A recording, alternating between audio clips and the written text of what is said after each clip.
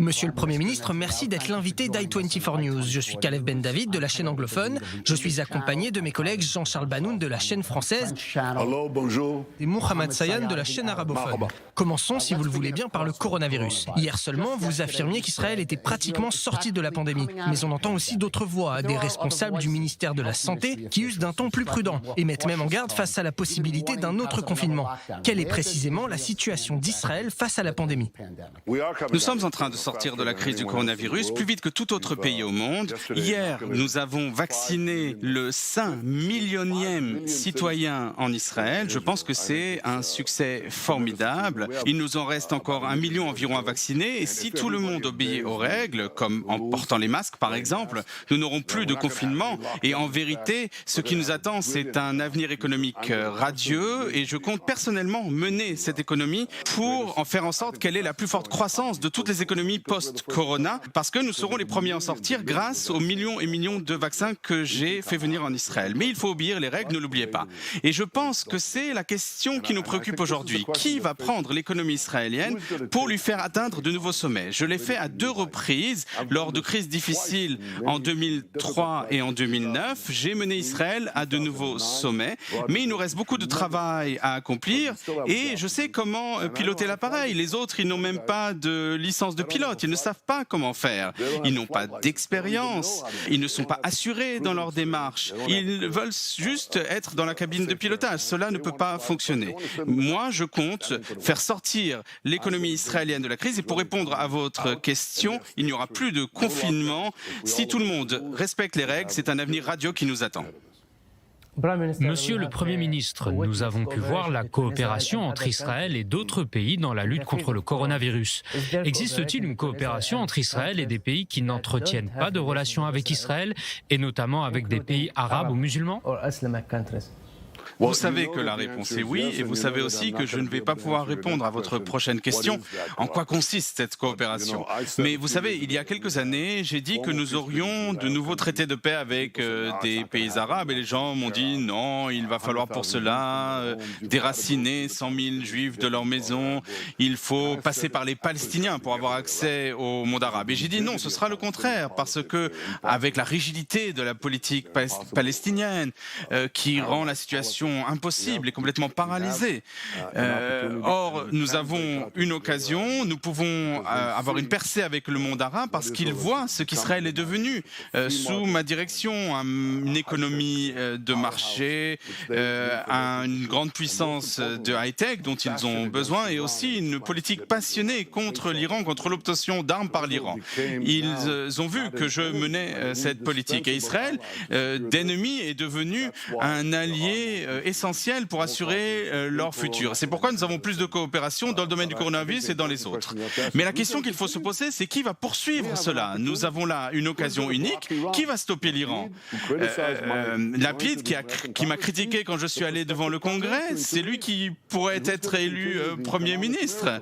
Et en ce qui concerne l'économie, qui va nous faire sortir du ralentissement qu'on a eu à cause du coronavirus? Lapid, qui, que lorsqu'il était journaliste et m'interviewait, m'a dit « je n'y connais rien à l'économie ». Et il a raison, il n'y connaît rien à l'économie, il a été le pire ministre des Finances de l'histoire d'Israël. Or, moi, j'ai mené Israël à la meilleure position de son histoire et je continuerai à le faire. Qui va faire tout cela? Qui va faire face à la pression internationale pour que nous renoncions à une partie de nos patries ancestrales? C'est Lapid qui va le faire. Qui va faire venir des dizaines de millions de vaccins supplémentaires pour nous assurer que la croissance économique se poursuivra? Car malgré tout le succès que nous connaissons aujourd'hui, si nous n'avons pas de vaccins supplémentaires et que le virus revient, nous ne savons pas quand, eh bien, on reviendra à des confinements. Eh bien, moi, je peux l'empêcher parce que je suis en pourparlers avec Pfizer, avec Moderna, pour faire venir des dizaines de millions de vaccins supplémentaires. Je suis en contact avec le Danemark, avec l'Autriche, dont les dirigeants sont venus et ont fait l'éloge du miracle économique israélien. J'ai parlé au roi du Bahreïn, qui veut participer à ce projet. Il y a 5 dirigeants de pays qui m'ont appelé dans ces dernières 24 heures. Et vous savez pourquoi? Pour créer une usine pour fabriquer des vaccins en Israël pour fournir nos besoins et les besoins de ces autres pays. Donc qui va faire tout cela? Dans 2 semaines, il va falloir décider qui pilote l'avion qu'est Israël.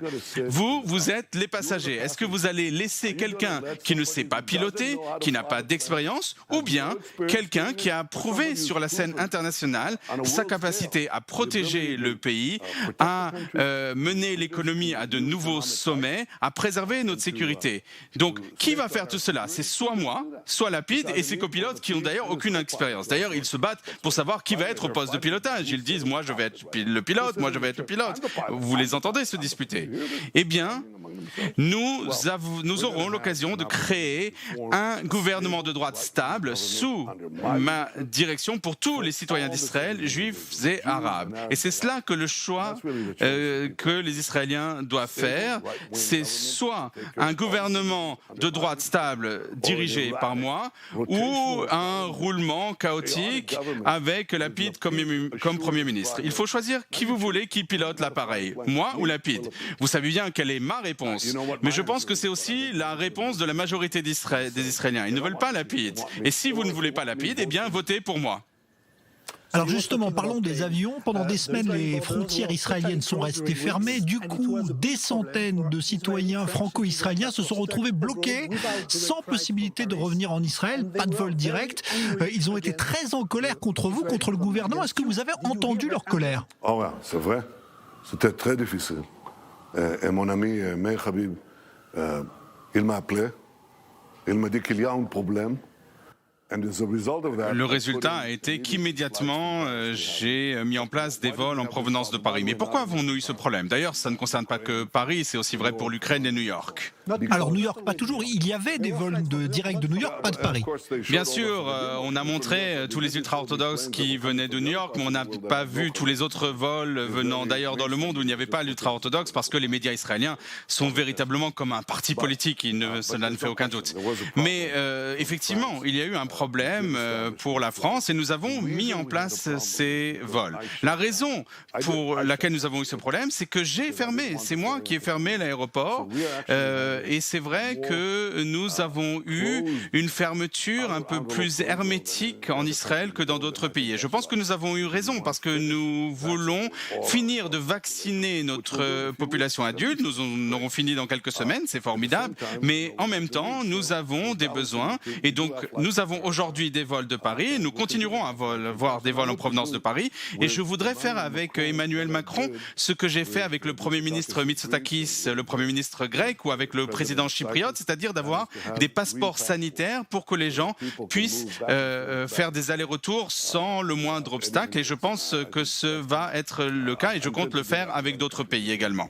Monsieur le Premier ministre, vous avez évoqué l'Iran. Au cours des derniers mois, on assiste à ce qui semble être une escalade des actions et des provocations menées par l'Iran et ses intermédiaires du Yémen au golfe d'Oman, en passant par la Syrie ou l'Inde.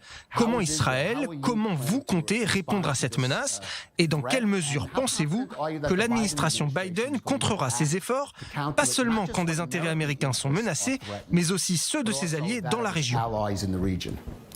Tout d'abord, je peux vous dire que j'ai une politique. Si quelqu'un nous attaque, eh bien, nous ripostons. Parfois, d'ailleurs, nous menons des attaques préventives. Par exemple, l'effort principal de l'Iran dans le domaine conventionnel pour nous agresser, cela a été la construction d'une base militaire iranienne contre nous en Syrie.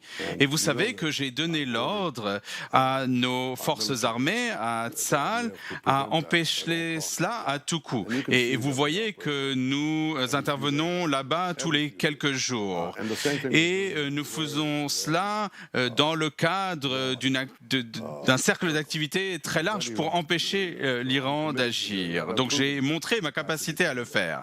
Mais de la même manière, je suis engagé pour empêcher l'Iran d'obtenir l'arme nucléaire. Et je n'ai pas hésité à me présenter devant le monde entier, devant les principaux dirigeants mondiaux, pour m'opposer à l'accord avec l'Iran cet accord dangereux. J'ai fait d'autres choses. J'ai envoyé le Mossad au cœur de Téhéran pour rapporter les archives nucléaires secrètes iraniennes pour montrer au monde entier ce que l'Iran voulait faire pour obtenir l'arme nucléaire. Nous avons fait d'autres choses que j'ai autorisées en tant que Premier ministre. Je continue à le faire tout le temps.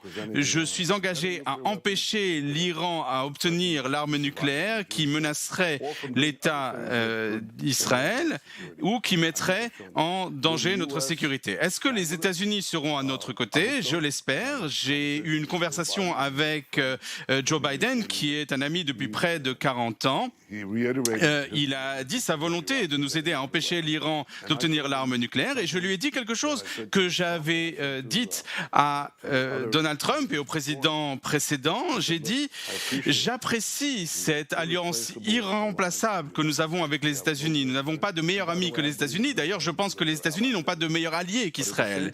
Mais en même temps, en tant que Premier ministre d'Israël, je ne suis pas partisan. Je ne soutiens ni la politique des républicains ni la politique des démocrates. Je représente les intérêts du seul État juif. Et je ferai tout ce qui est nécessaire, qu'il y ait un accord ou pas, pour empêcher l'Iran d'obtenir l'arme nucléaire. Et tant que je serai Premier ministre, l'Iran n'aura jamais l'arme nucléaire. Et je l'ai dit à Joe Biden, et je pense que c'est quelque chose qu'il respecte, de la même manière que Donald Trump le respectait, de la même manière que le monde entier le respecte. Et je pense que les citoyens d'Israël comprennent. Et ils doivent aussi se poser la question dans 2 semaines et décider qui va piloter l'appareil, qui va le faire, qui va empêcher l'Iran d'avoir les moyens de nous menacer d'extermination, qui est la stature, l'expérience, le savoir-faire, la capacité, la détermination, le talent, l'expérience pour faire tout cela. Lapid, Gideon, Bennett, il faut ici agir à l'échelle mondiale. Et je suis très fier que, sous ma conduite, Israël ait été classé, c'est un sondage qui est fait auprès de 20 000 faiseurs d'opinion chaque année, et nous sommes classés 8e puissance mondiale. Or, nous sommes un pays de 9 millions d'habitants. Comment est-ce possible? C'est possible grâce aux politiques que j'ai menées, grâce à mon leadership, et il faut se poser la question, est-ce que vous voulez mettre ce pays, qui a des capacités formidables, mais aussi des défis très compliqués, entre les mains de gens qui ne savent pas le piloter? Et j'ai des plans formidables pour Israël, aussi bien sur le plan économique, technologique, de nouveaux traités de paix, des dizaines de millions de vaccins supplémentaires. Et je veux faire d'Israël un acteur essentiel dans le domaine de la recherche et de la fabrication des vaccins. Ils ne peuvent pas le faire, et moi, je vais le faire. Si vous votez pour moi, bien sûr. Si les gens de droite votent pour Bennett ou pour Gideon en pensant qu'ils vont avoir un gouvernement de droite, ils se trompent. Ils ont un accord entre eux pour partager les voix. Bennett a dit « J'ai fait un accord de partage de vote avec Gideon qui s'est engagé à s'associer à Lapid. Donc vous allez transférer des votes de la droite vers la gauche. Si vous faites cela, vous aurez Lapid comme Premier ministre avec un roulement au pas. Mais si vous êtes partisan du Likoud et que vous restez chez vous, et cela représente 10 sièges à la Knesset de gens qui disent peu importe, ce n'est pas la peine d'aller voter. Or, cela a de l'importance. Nous avons l'occasion d'avoir un gouvernement de droite stable qui qui s'occupera de tous les citoyens d'Israël, israéliens, juifs et arabes. Eh bien, il faut voter pour le Likoud, contre l'Iran, mais aussi pour toutes les bonnes choses que nous pouvons faire, pour empêcher les mauvaises choses et pour permettre les bonnes, votez pour moi. Alors justement, sur le dossier nucléaire iranien, on voit que les Européens sont en train de changer d'avis. Est-ce qu'ils ont peut-être entendu ce que vous dites depuis longtemps? Est-ce que ça vous satisfait? Il y a un certain changement, mais je ne peux pas vous dire que j'en suis satisfait parce que je ne pense pas que cela corresponde à la détermination qui est nécessaire. J'ai souvent eu à me présenter devant la communauté internationale et je n'ai jamais hésité à le faire et je n'hésiterai pas à le faire. Et l'Europe doit bien comprendre que l'Iran, avec ses missiles balistiques, peut la menacer autant que nous. Avec des ogives nucléaires, eux aussi subiront le chantage de l'Iran. Voyez ce qui se passe en Asie. La moitié de l'Asie est menacée par la Corée du Nord, qui est une économie qui est consacrée au développement d'armes nucléaires. L'Iran, c'est comme 20 Corées du Nord réunies. Et avec une idéologie folle de domination mondiale et une idéologie médiévale. C'est très dangereux. Et si l'Europe ne le comprend pas jusqu'au bout, moi je le comprends et je n'hésiterai pas à me présenter devant la communauté internationale pour stopper l'Iran. Tant que je serai Premier ministre, l'Iran n'aura pas l'arme nucléaire. Et du fait des politiques que j'ai menées, du fait que ce que j'ai fait, grâce à nos forces armées, nous avons empêché l'Iran d'obtenir l'arme nucléaire et nous continuerons à le faire. Monsieur le Premier ministre, il y a quelques jours, I24 News a révélé qu'Israël cherchait à établir des alliances dans le domaine de la sécurité avec des pays du Golfe face à l'Iran. Pouvez-vous le confirmer? Et quel est votre projet? Écoutez, je vais vous dire la chose suivante. Lorsque j'ai prononcé ce discours devant le Congrès américain contre l'accord si dangereux sur le nucléaire avec l'Iran, eh bien, en temps réel, nous avons eu des appels de dirigeants du monde arabe qui disaient « Nous n'en croyons pas nos yeux. C'est incroyable de voir le Premier ministre d'Israël face au monde entier devant le Congrès américain. » Et si je devais définir le moment auquel nos relations informelles se sont rapprochées, cela a été pendant ce discours. Et le résultat, c'est que nous avons pu avoir des contacts informels, des rencontres discrètes qui se sont développées dans ces 4 accords historiques avec les Émirats arabes unis, le Bahreïn, le Soudan, le Maroc, sous ma conduite. Et il y en a d'autres à venir. Et la sécurité, bien sûr, est une question essentielle de ces traités, stopper l'Iran et empêcher l'agression iranienne par les organisations intermédiaires, mais aussi bâtir un meilleur avenir pour nos peuples. Et je compte poursuivre sur cette voie, mais je pense que la chose la plus importante qui se soit passée, ce n'est pas tant la révolution de ces relations entre juifs et arabes en dehors d'Israël, mais je pense que le changement historique le plus profond a été la relation entre juifs et arabes en Israël. Parce que lorsque les arabes israéliens et les juifs ont vu des juifs et des arabes danser ensemble dans les rues de Dubaï, ils se sont immédiatement posé la question « Pourquoi nous ne pouvons-nous pas faire cela ici ?» Et la réponse est « Nous pouvons ». Et contrairement à l'opinion reçue, à ce qu'on a l'habitude de dire, disant que c'est seulement maintenant que je commence à investir dans la communauté arabe, ça n'est pas vrai. J'ai investi plus de 21 milliards de shekels au cours des 11 années de mon mandat de Premier ministre. C'est le résultat de ma philosophie dans les infrastructures, dans l'éducation, dans l'évacuation des eaux, dans les transports, dans tous les domaines. 9 commissariats au lieu d'un auparavant. Et ces 4 traités de paix et de nombreux citoyens arabes d'Israël se disent « Nous devons faire partie de votre parti. Pourquoi aller voir des partis qui font énormément de promesses mais qui ne donnent rien, qui promeuvent une politique radicale palestinienne au lieu de prendre en compte nos vies, notre avenir, nos enfants ?» Et hier, j'ai été rendre visite aux Bédouins dans le sud. C'est incroyable de voir ce qui se passe. Et j'en suis ravi. Et je pense que cela, c'est historique. Le fait que des citoyens arabes votent pour le Likoud, c'est au moins aussi important que ces traités de paix que nous signons avec les pays arabes. Oui, il y aura d'autres traités. Et oui, la sécurité sera un élément qui fera partie de ces traités. Selon des informations que nous avons obtenues, il y a actuellement de gros efforts qui sont faits en Syrie pour retrouver la dépouille de l'espion israélien Eli Cohen. Est-ce que vous pouvez nous en dire plus sur cette histoire? C'est la vérité. C'est tout ce que je peux vous dire. Je me suis engagé à ramener tous les soldats morts au combat, tous ceux qui ont disparu au combat. Nous avons ramené la dépouille de Zecharia Baumel en Israël. Et cela a été possible grâce aux relations proches que j'ai avec le président russe Vladimir Poutine. Et il a dépêché ses forces sur place, sur la base de renseignements que nous leur avons fournis pour ramener Zecharia Baumel. Et nous poursuivons cet effort pour Eli Cohen et pour tous les autres. Je peux vous dire que ma relation avec Vladimir Poutine est une richesse stratégique importante pour Israël.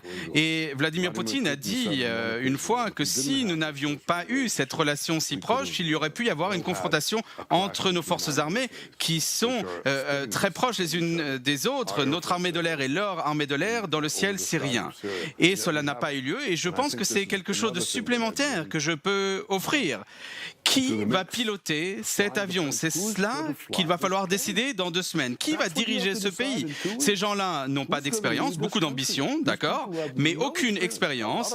Ils se disputent les uns avec les autres.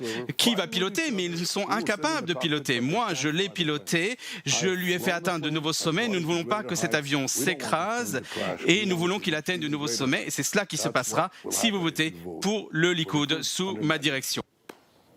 Merci beaucoup, Monsieur le Premier ministre Netanyahou. Merci d'avoir répondu aux questions d'I24 News. Merci à vous. Thank you.